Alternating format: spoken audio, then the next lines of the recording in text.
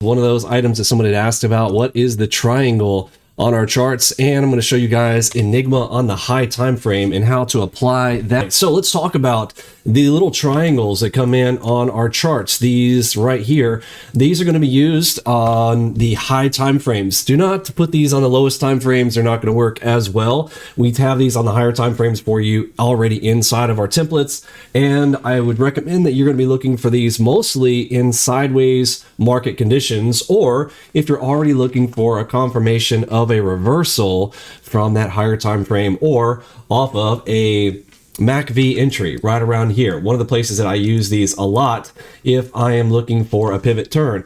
I'm still going to be looking for one of these to show up top. You don't want to trade anything alone, but when one of these shows up, you get, in this case right here, get a red dot. That is a nice big dropout. You may not be able to tell how much space that is, but if we do a control F3 from the top to the bottom run there, that is 152 tick drop there off of the Enigma, plus a dot on that one right there. So again, can be very, very powerful. So someone had asked though, what are they and how does that work? So let's take a more dramatic example right here, and let's look straight down into our ultimate oscillator. So one of the things that this applies to for us is going to be the ultimate oscillator. This is a customized indicator. There are many types of oscillators out there. This is a combination of 3 time frames combined inside of it, so very powerful oscillator. Here's how price tends to move sometimes if it's moving in waves.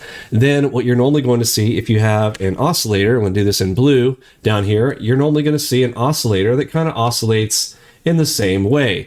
Now, you'll notice that when you get a kind of a higher high here, you get a higher high here, higher high here, higher high here, and lower low, etc., that these should kind of match up in general.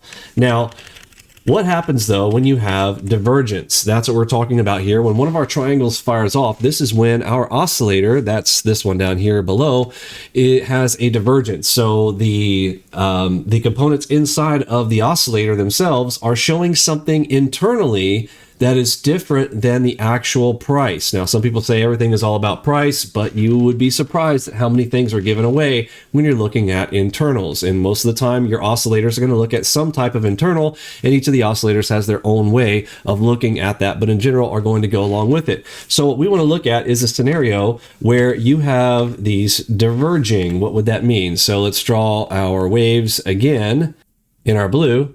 If the first one was going okay, and then the second one, for whatever reason, kind of went like this and started to come and diverge, you'll notice what we would have is in these scenarios where we are putting in this angle here, you can kind of draw a line and you've got higher highs coming in here. These are okay, but now when you see one like this, but you have a lower high, hopefully that is clear, these two are in what? These two are in divergence.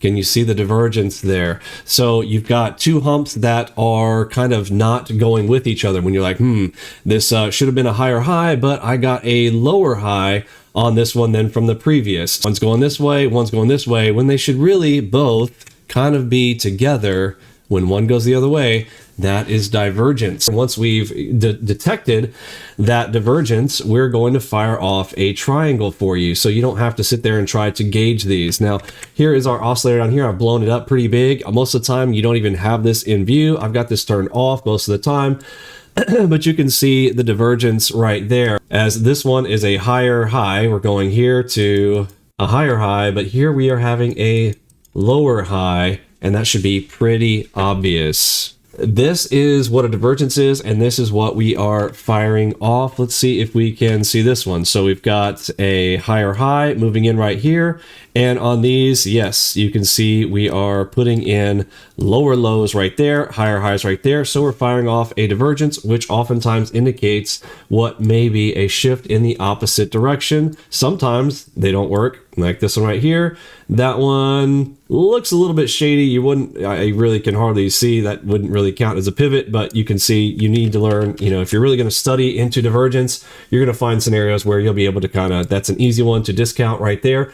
And where are these most effective? These are going to be most effective in environments where you are in a sideways market condition. Sideways market conditions are going to be more apt to having these be more powerful. This one here, no, in general, if I'm going to take a divergence by itself, the idea, of course, same old thing, stop goes back behind the signal, right? So here would be behind the triangles. However, do we take any of these on their own? No. In fact, I don't even have a divergence strategy for you. This is going to be an indication of a potential reversal. I really don't want anybody playing off of these by themselves pretty much ever, unless they are in a combination with something else. Okay, now let's move over here to the right and we'll see some sections where these, played pretty well as the market starts to move sideways. Yes, I mean, you can clearly see, okay, this guy is going, okay, we are about to move down. You do see a pivot, quite just barely breaking up above, but we do have a big drop out. And then you have a divergence, calling it perfectly to the opposite direction. Here's another one, calling it perfectly in the opposite direction. Let's see this one. Not perfect, but you can see the down move and you can see how, these could be used. Again, I don't want to say on their own, but you will see that they do have a good amount of power in them. Okay, this is just to answer the question for somebody who has asked, hey, what are the triangles about and what are they for? Again, sideways markets going to be better for these. Again, you can see the market moving in sideways here, and these are nearly calling every single one of those. Higher time frame. See one of these on a higher time frame, then go to where we want to move from the higher time frame to the lower time frame. Now, well, Vinny, I thought this was most of the time this is your one of your lower high time frames on your live streams. Yes, so for demonstration purposes here tonight, I should have shown up here in the top left, I've got this on a 34 range, which again is not a super high time frame. This is more of this is a wave time frame, but it is still out of the two high time frames that we use, 89 and then a wave format. This is relatively high. The higher this goes, the more powerful these divergences are going to be for a bigger move. So higher is better, but higher also is slower. You're having to wait for those. And oftentimes, am I happy with 34 plus ticks? Yes. Am I happy, with 50 ticks? Yes. If I move 2 bars of 34, would I be happy with 68 ticks? Sure, that would be fantastic. So while these may not fire off too often, they are going to be helpful if you are going to combine them with a lower time frame entry where I might come over here and now look for a Enigma entry or a headshot or a some kind of combination. Some of my favorites are still pulling in off of the Enigma plus a Bollinger Band Touch. Some of my favorites, just to name a few. But yes, this is a different configuration. I have just added another one. You see my normal tab over here on the bottom left. I have my normal one there that I'm here live streaming. When I'm live streaming, I've got that tab open. I just opened this one up here tonight for demonstration purposes to showcase just the oscillator itself and the divergence triangles because someone had posted that in the Ask Many Questions section. So we're going to answer that one here tonight. All right, so that covers the divergence indicators that are going to fire off there for you and show them right there on your chart. Most of the time, again, this is not up, and if you want it open, you can. If you want to try to find some patterns inside of there, if you want to be a specialist on the divergence, then you may want to have this open wider. So you want to grab that and move it up. That is the ultimate OBOS oscillator indicator. So going to indicators here, I'll show you which one that is. Here it is. That is the AlgoBox Ultimate OBOS, standing for the Ultimate Overbought Oversold Oscillator. Okay, settings there. If you want to show divergence, right there with the check mark, and that is on by default in our templates. Okay. All right. So let's take a peek at the high time frame Enigmas. I'm actually going to pull off the divergence just to have them kind of out of sight here and to make some of our other items stand out a bit more. Okay, that has loaded up. And remember, we are on the 34 range. This is a wave-sized bar type. And on the higher time frames, again, you guys oftentimes see me kind of on a 3 time frame, lower time frame entry points playing in like a video game. I'm more of a P90 game player. I like to take more trades than less. I'm not a sniper. I'm not trying to wait around for the perfect layup and setup. Like I'll give an example right here. So this obviously stands out. You've got a double Enigma on the 34 range, but let's see time wise, how long would it have taken you to wait for that play setup? Well, the distance between these two white lines, each of these represents a single day. So there's a day, there's a day. So from here to here, this is June the 8th. Here is June the 9th as you move this way, etc. Okay, in between each one. So how many Enigmas showed up on the day on the 34? Well, basically 2, but they were basically 1, right? 1 setup on the 9th, right? Am I here to take 1 trade setup? Not me. Now, me personally, I'm not into it. However, if this is your style of play, if you're like, I just want to hit home runs, then this might be the type of play setup that you might want to take. So this was a scenario. This one played out the time of day here. This is right at 10:30. This is calling the 10:30 pivot, 10:30 a.m. And the low of this is 12:36. So about 2 hours, 2 hours, 6 minutes ish. So 2 hour hold time down to the very baseline down there. Now there wasn't something there to kind of give you any type of exit, but if you were going to be using these for an entry standpoint and you wanted to do a multi-R scenario, so you would measure from the entry point. So let's grab our measuring tool here. So the risk level from the entry bar is here to there. So that's a pretty beefy stop there. That's 115 ticks of risk, okay, to the top of one of these. Now, the target, so let's say that you need to do a multiple of that. So if you're risking 115 ticks, so you've got to do double that. So you're now having to do 230 ticks for, targeting. Can you do that? Well, yes, you can.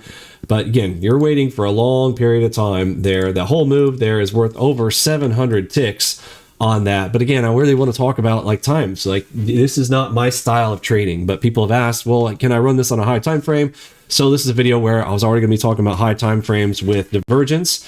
So here we are. How does it work with Enigma? Well, I will say, if I am trading the markets at this time of day and I happen to see an Enigma show up here on the higher time frame here, and am I going to want to take a shot at this? Well, absolutely. But I'm going to take my risk from a lower time frame over here on the right? I'm going to go to my lower time frame for my risk, but my reward potential has now increased because I know I have got a big daddy Enigma showing up here. And let's just look to the left here and see, well, how powerful are these moves with just using some of our measuring tools? We already saw this first one here. This was 753 ticks from tip to tip. Now, again, here's that claiming you're going to catch every part of that. Of course not. But let's look at the next one here. So from there to the bottom, that's 248 ticks. Again, it's really, how much can you capture from one of these? You'll kind of have to figure that out on your own. 219 tick drop. Now, if you entered in right there, how much heat did you take? Let's look to see how much heat from that same location going to the tip back. So see, that's 103 ticks. Now, did it stop you out? No, because the stop goes where? That's going to be back behind that little tip right there. Let me grab my line tool here. And so there's your stop back there. So technically, did you stop out? No, but that's still, you enter in there and you're having to hold 100 ticks of heat. I don't know about you, but yeah, that's not really my cup of tea. I'm not interested in having 100 ticks of heat in general, right? I like the fast stuff, like the faster stuff. You guys have seen me live stream, and if you haven't, of course, make sure if you're new with us, hit that subscribe button right now. If you are, new, or you've been with us a long time, hit that like button real quick for me, and I really appreciate that. All right, so the base of this, yeah, that's 163 ticks of, that's where your stop would have to be at. Now the run on this is pretty big. Let's go ahead and, give it the juice here. So if we exit on the red, that is 613 ticks.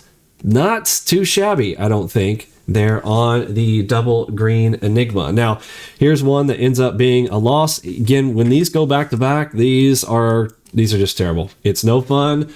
It happens and you're just like, it's not going to be a full loss there. You're not going to hold to either side of those. When you see the opposing signal, you basically need to close the thing out. Otherwise, the risk is on you at that moment. Now, if you're taking the secondary one, yes, the red ends up pulling off a 315 tick winner. Not too bad. Let's go to the next one on the red. If we're exiting on a green, that gives us 549 ticks. All right, let's go to the next one here. Again, these are the high time frames. The reason I am drilling this in here tonight is watch for the high time frame plays if they're there.